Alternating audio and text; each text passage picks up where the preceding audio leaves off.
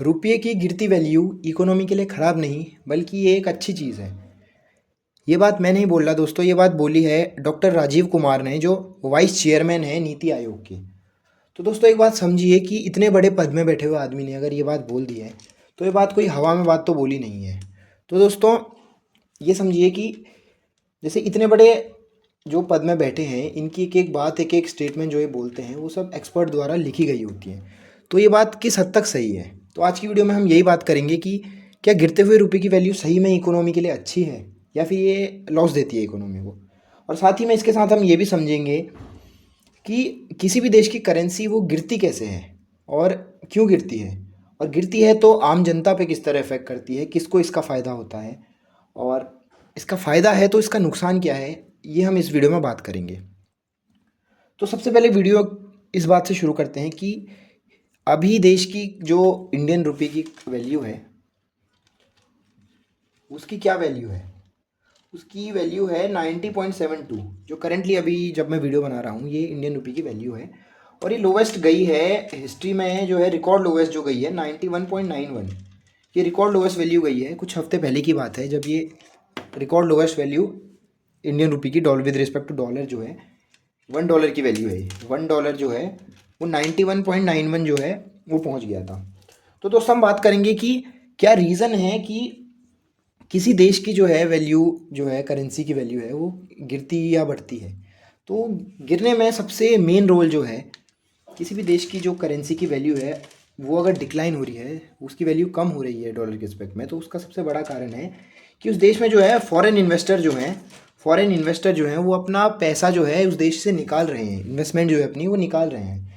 तो foreign investor जो हैं वो क्यों अपना पैसा जो है किसी इकोनॉमी से, किसी देश की जो है मार्केट से निकाल रहे हैं, तो ये सवाल होना चाहिए। तो दोस्तों अभी देखिए, भारत में जो है अभी कुछ टाइम पहले जो है अमेरिका जब टैरिफ वॉर चल रही थी तो उस समय जो है 50% तक टैरिफ जो है इंडियन प्रोडक्ट्स में जो है डोनाल्ड ट्रंप ने लगा दिया था। तो उस वजह से जो है एक्सपर्ट ने ये गैस किया था कि जो है ये टैरिफ कम तो करने वाले नहीं हैं डोनाल्ड ट्रंप। तो उन्होंने बोला था कि जो है इंडियन रुपये की वैल्यू और गिरेगी। अब रुपये की वैल्यू अगर और गिरेगी अगर, तो उससे क्या होगा, फॉरेन इन्वेस्टर जो है वो मार्केट में हमारी अनसर्टेनिटी आएगी। अनसर्टेनिटी अगर मार्केट में आती है तो कोई भी जो है इन्वेस्ट करता है, बाहर का आदमी या अपने ही देश का आदमी, कोई भी अगर इन्वेस्ट करता है तो अनसर्टेन जगह में कभी इन्वेस्ट नहीं करेगा। तो वो ऐसी अनसर्टेन वाली मार्केट में जो इंडिया में हो गई थी अभी कुछ टाइम पहले, और एक्सपर्ट ने ये बताया था कि रुपये की वैल्यू और गिरने वाली है। तो अनसर्टेन मार्केट थी, अनप्रिडिक्टेबल मार्केट थी, तो उसमें जो है बाहर के इन्वेस्टर जो हैं वो ऐसी इकोनॉमी में इन्वेस्ट नहीं करेंगे। वो ऐसी जगह जाएंगे जहाँ पे उनको अच्छा रिटर्न मिल रहा है, कहीं और जाएंगे जहाँ उन्हें फ़ायदा हो रहा है। तो इस वजह से जो है फॉरेन इन्वेस्टर ने अपना पैसा मार्केट से निकालना शुरू किया। तो इस वजह से फॉरेन जो हमारी इंडियन करेंसी की वैल्यू है वो वैल्यू गिर रही थी। तो अब अगला सवाल ये होना चाहिए कि करेंसी की वैल्यू अगर गिर रही थी तो अब कैसे उठ कैसे रही है। इंडियन वैल्यू जो है 91.91, कुछ हफ्ते पहले ये वैल्यू थी इंडियन रुपये की, और आज जो है 90 पहुंच गई है। तो ये वैल्यू कुछ इंप्रूवमेंट हुआ है। तो ये क्यों हुआ है, तो इसके पीछे दो मेन कारण हैं। देखिए, एक मेन कारण है कि जो 50% टैरिफ था वो अब घटाकर 18% कर दिया है। तो जो है इससे जो है इन्वेस्टर्स को कॉन्फिडेंस आ रहा है हमारी इकोनॉमी पे, तो इंडियन रुपये की वैल्यू जो है बढ़ रही है। और दूसरा रीज़न है कि जो यूरोपियन यूनियन के साथ हमारी जो डील हुई है उससे भी जो है हमारी इकोनॉमी को बूस्ट मिला है। तो ये दो रीज़न है कि हमारी जो करेंसी की वैल्यू है वो वापस करेंसी हमारी जो है मजबूत करेंसी बन रही है। तो दोस्तों अब हम बात करेंगे कि जो मैंने आपको सबसे पहले एक स्टेटमेंट दिखाया था कि जो है पैसे की गिरती वैल्यू जो है, रुपये की जो है गिरती वैल्यू है वो इकोनॉमी के लिए अच्छी है। ये बात किस हद तक सही है, तो देखिए अब हम बेनिफिट की बात करेंगे कि जो है इंडियन रुपी जो है या फिर किसी भी देश की करेंसी अगर गिर रही है तो उससे उस देश में फ़ायदा क्या होगा। तो बेनिफिट अगर हम सबसे पहले बात करें तो इसके लिए मैं आपको एक शुरू में दो चीज़ें बताता हूँ, ये आप याद रखना उस पूरी वीडियो में। ये फ्रेम में आ रहे हैं मेरा, हाँ। तो देखिए अभी जो है जस्ट इमेजिन करिए कि जो है अभी जो $1 की वैल्यू है वो अभी तो चल रही है कितनी, 90 अप्रॉक्स, हम 90 पॉइंट कुछ है तो 90 मान लेते हैं हम, 90 अभी मान लेते हैं। और हम दूसरे केस में मानते हैं, पहले केस में, कि अगर ये वैल्यू अगर 60 ही होती तो क्या होता। देखिए $1 की वैल्यू अगर 60 रुपये होती और $1 की वैल्यू अगर 90 रुपये होती, तो किस तरह से कैसी सिचुएशन होती है, ये हम सिचुएशन देखेंगे एक बार, ठीक है। सबसे पहले हम चीज़ देखेंगे एक्सपोर्ट की। देखिए एक्सपोर्ट जो है, किसी भी देश की अगर करेंसी की वैल्यू अगर डिक्रीज़ होती है, देखिए ये डिक्रीज़ है, ठीक है, ये समझिए ये करेंसी की वैल्यू जो है, भारत के रुपए की वैल्यू 90 रुपये है और ये 60 रुपये है $1 की, तो ये कम है। ये अगर हम डॉलर से कंपेयर करें तो ये वैल्यू कम है, ये वैल्यू ज़्यादा है, ठीक है। तो एक्सपोर्ट के रिस्पेक्ट में अगर हम देखें तो किसी भी देश की जो है, जैसे हम एक्सपोर्ट करते हैं, ठीक है, तो अगर माना हमने एक पेन बनाई, एक पेन का एग्जांपल मैं देखता हूँ, या फिर कुछ भी चीज़ हमने बनाई, अगर हम मैं उसे $1 में अगर एक्सपोर्ट करता हूँ, तो $1 मैंने एक्सपोर्ट किया तो मेरे पास कितने रुपए आए, मेरे देश को मिले 60 रुपये, जो मुझे मिले अल्टीमेटली 60 रुपये मुझे मिले एक एक्सपोर्ट करने से, ठीक है, एक चीज़ $1, और यहाँ पे मुझे 90 रुपये मिले। तो देखिए वही चीज़ मुझे एक्सपोर्ट करने में अगर करेंसी की वैल्यू 60 ही थी तो मुझे 60 रुपये मिले, और सेम चीज़ मैंने एक्सपोर्ट करी तो उसके मुझे 90 रुपये मिले। तो देखिए करेंसी की वैल्यू जो है कम है, तो इसका मतलब ये है कि मुझे रुपए ज़्यादा मिल रहे हैं, 90 रुपये मिले उसी चीज़ की। अब सोचिए बल्क में कंपनियां एक्सपोर्ट करती हैं बाहर, या किसी ने भी इंडिविजुअल कोई चीज़ एक्सपोर्ट कर रहा है, तो यहाँ सिर्फ $1 में 30 रुपये का फ़र्क है। तो सोचिए अगर वो बल्क में एक्सपोर्ट करता है, तो अगर 60 रुपये के हिसाब से उसको $1 से 60 रुपये मिलते हैं और यहाँ 90 मिलते हैं, तो सोचिए अगर वो बल्क में एक्सपोर्ट करता है तो उसे कितना फ़ायदा होगा अगर देश उसकी करेंसी की वैल्यू लो है, ठीक है। एक्सपोर्ट आप समझिए। और दूसरा हम समझते हैं कि जैसे NRI लोग जो है बाहर काम करते हैं और बाहर काम करके अपने घर में पैसा भेजते हैं, तो उनको भी फ़ायदा होता है रुपए की गिरती हुई वैल्यू से।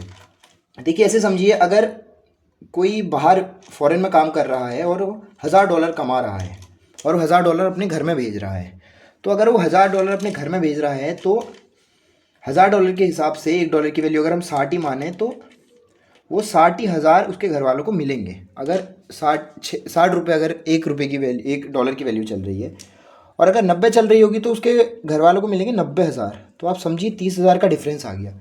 यानी कि अगर 90 रुपये करेंसी की वैल्यू है तो 90,000 रुपीज़ उसके घर में रिसीव होंगे और यहाँ पे 60,000 रिसीव होंगे। तो देखिए आप करेंसी की वीक करेंसी अगर है, वीक करेंसी मतलब ज़्यादा पैसा मिल रहा है घर में, तो ये अच्छी बात है। और इस केस को रेमिटेंस बोलते हैं, इस केस को, कि जो बाहर काम करते हैं और बाहर से पैसा भेजते हैं। और तीसरी चीज़ ये हम देखते हैं कि देखिए अगर हम इसी चीज़ को इंपोर्ट के रिस्पेक्ट में देखें, तो इंपोर्ट के रिस्पेक्ट में ये चीज़ लॉस में है। देखिए मैंने एक्सपोर्ट के रिस्पेक्ट में तो 60 रुपये मुझे मिल रहे थे, यहाँ 90 मिल रहे थे, लेकिन वही मैं अगर इंपोर्ट करता हूँ, इंपोर्ट अगर मैं करता हूँ तो मुझे यहाँ पे 60 रुपये $1 में, यहाँ पे अगर मैं इंपोर्ट करता हूँ तो यहाँ 60 रुपये देने पड़ेंगे, यहाँ 90 रुपये देने पड़ेंगे। यहाँ मुझे मिल रहे थे, यहाँ पे देने पड़ेंगे। यानी कि इंपोर्ट जो है, इंपोर्ट एक्सपेंसिव है, क्योंकि इंपोर्ट में हम पैसा देते हैं बाहर और सामान लेते हैं बदले में। तो यहाँ पे 90 रुपये, देखिए 90 रुपीज़ जो है मुझे देने पड़ रहे हैं, यानी कि यहाँ पे लॉस है मुझे इंपोर्ट में। तो ऐसा समझिए कि इंपोर्ट महंगा हो गया तो जो है हमारी डोमेस्टिक मार्केट है, डोमेस्टिक प्रोडक्ट है, डोमेस्टिक जो डिमांड है वो डिमांड बढ़ेगी हमारी। तो इससे क्या होगा, हमारे देश की जो मेक इन इंडिया वाली जो पॉलिसी है, उस टाइप की पॉलिसी जो है वो उनमें सुधार आएगा। तो डोमेस्टिक मार्केट में इसका फ़ायदा होगा और हमारे देश की अपनी चीज़ें जो हैं उनको ग्रोथ मिलेगी। तो ये चीज़ें जो है इससे फ़ायदा होता है हमें, ये बेनिफिशियल बात है। एक करेंसी जो गिरती है उससे ये फ़ायदा होता है। पहला ये मैंने आपको बताया कि जो है एक्सपोर्ट में हमें फ़ायदा है। देखिए एक्सपोर्ट में 60 रुपये मिले थे, अब हमें 90 रुपये मिलेंगे। दूसरा देखिए रेमिटेंस का केस देखते हैं, बाहर से कोई काम करके घर में पैसे भेज रहा है तो उसे 60,000 मिल रहे थे, यहाँ 90,000 मिल गए उसके घर वालों को। और तीसरा है कि हमारा जो डोमेस्टिक मार्केट है, डोमेस्टिक मार्केट जो है उसको बूस्ट मिलेगा, क्योंकि इंपोर्ट महंगा हो गया तो लोग बाहर से मंगाने की जगह अपने देश की चीज़ों को यूज़ करेंगे, क्योंकि वो चीज़ें सस्ती हो जाएंगी। और अब हम बात करेंगे कि क्या इसका नुकसान क्या है। देखिए ये फ़ायदा हमने देखा, ये शॉर्ट टर्म में हमको ये फ़ायदा हमें देखने को मिलेगा। हाँ तो दोस्तों अब हम देखेंगे कि क्या लॉस क्या है हमें। फ़ायदा तो हमने 3-4 फ़ायदे जो थे वो मैंने आपको गिनाए। अब हम बात करेंगे लॉस, क्या लॉस है किसी करेंसी की वैल्यू गिरने में, क्या नुकसान है। तो देखिए सबसे पहले जैसे मैंने आपको बताया था कि इंपोर्ट जो है वो महंगा हो जाएगा, इंपोर्ट एक्सपेंसिव हो जाएगा। तो इंडिया के रिस्पेक्ट में अगर हम देखें तो इंडिया जो है एक इंपोर्ट लेड कंट्री है, एक्सपोर्ट से ज़्यादा इंडिया इंपोर्ट करता है।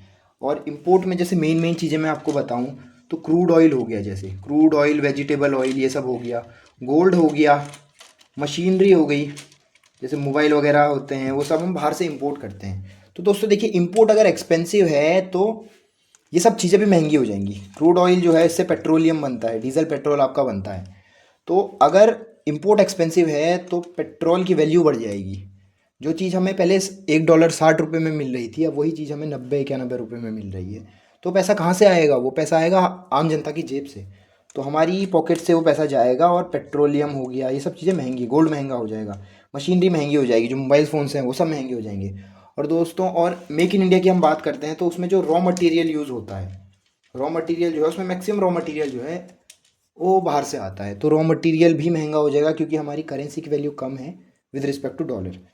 तो ये पहला इसका नुकसान है कि जो हमारा इंपोर्ट महंगा होने से हमारी इन्फ्लेशन बढ़ जाएगा, मार्केट में जो है महंगाई बढ़ने लगेगी, और इन्फ्लेशन रेट जो है लगातार बढ़ने लगेगा। लॉन्ग टर्म में होगा तो लॉन्ग टर्म इन्फ्लेशन हो जाएगा। अगर ये एक्सपेंस, अगर किसी करेंसी की वैल्यू गिरी रहेगी बहुत समय तक, तो उससे इन्फ्लेशन, लॉन्ग टर्म इन्फ्लेशन देखने को मिलेगा हमें। दूसरा नुकसान ये है कि जो हम इंटरनेशनल डेब्ट लेते हैं वो महंगा हो जाएगा। इसको मैं ऐसे समझाता हूँ आपको।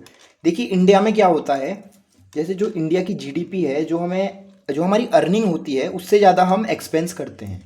ये आप ध्यान से समझिए ये चीज़, कि जितना हम कमाते हैं हम उससे ज़्यादा एक्सपेंस करते हैं। तो अर्निंग जो है हमारी, उससे ज़्यादा हम एक्सपेंस कर रहे हैं। तो उस खर्चा, कमाई से ज़्यादा हमारा खर्चा है। तो जो पैसा आ रहा है बीच में, वो पैसा कहाँ से आ रहा है? तो वो पैसा आ रहा है वर्ल्ड बैंक, आईएमएफ से हम लोग लोन लेते हैं वो पैसा। ठीक है, वो पैसा लोन लिया जाता है, पैसा जो बीच में अर्निंग और एक्सपेंस के बीच में जो पैसा है वो लोन लिया जाता है। और ऐसा समझिए कि करेंसी की वैल्यू गिर रही है तो ये लोन चुकाना और मुश्किल हो जाएगा। कैसे?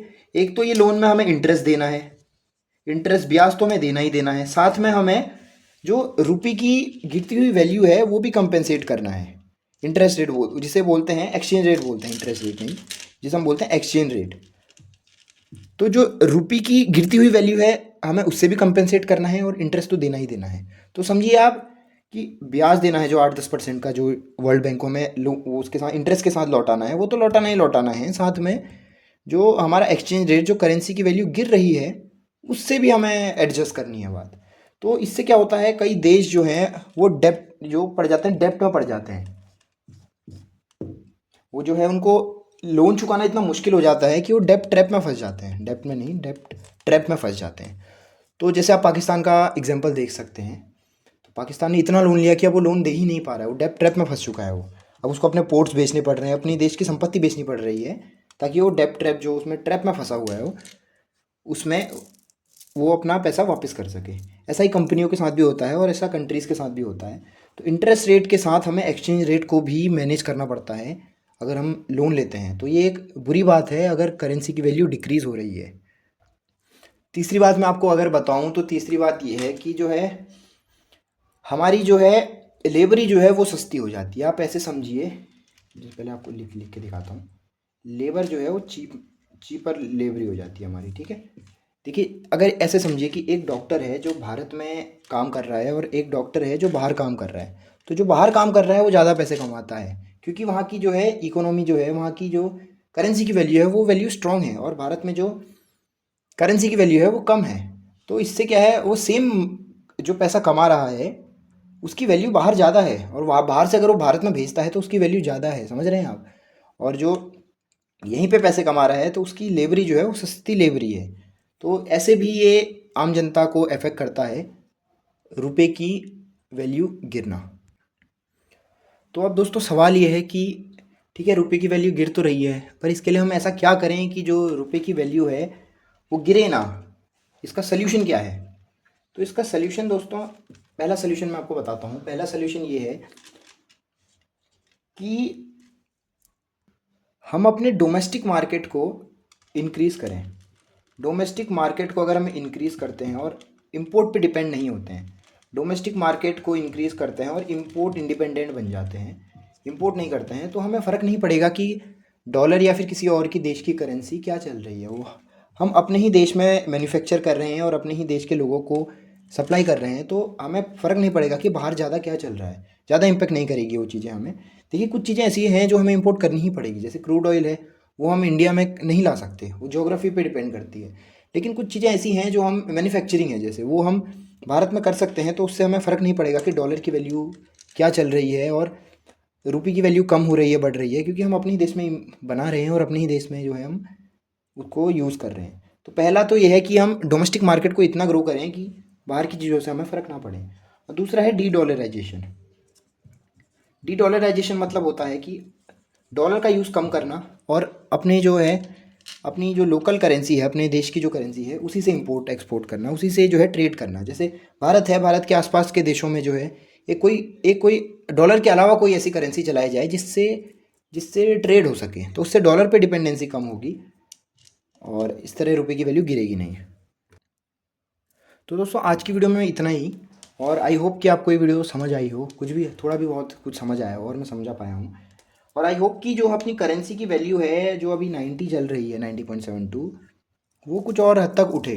क्योंकि देखिए इसके पीछे एक तो हमारा करेंसी नेशनलिज्म का कंसेप्ट होता है कि जो है देशभक्ति की भावना आ जाती है कि आप कहीं बाहर जाएंगे तो आपको एक ऐसी फीलिंग आती है कि हमारे देश की करेंसी जो है वो वीक करेंसी है, तो एक करेंसी नेशनलिज्म की भावना जुड़ी होती है अपनी करेंसी की वैल्यू जब अगर कम होती है। तो आई होप कि ये करेंसी की वैल्यू जो है थोड़ी स्ट्रॉन्ग करेंसी बने हमारी। और आज की वीडियो में इतना ही। अगर आपको वीडियो समझ आई हो और फिर भी कुछ भी डाउट हो तो आप कमेंट सेक्शन में पूछ सकते हैं मेरे से। और नेक्स्ट वीडियो के लिए वेट करिए। तब तक के लिए गुड बाय, नमस्ते, जय श्री राम।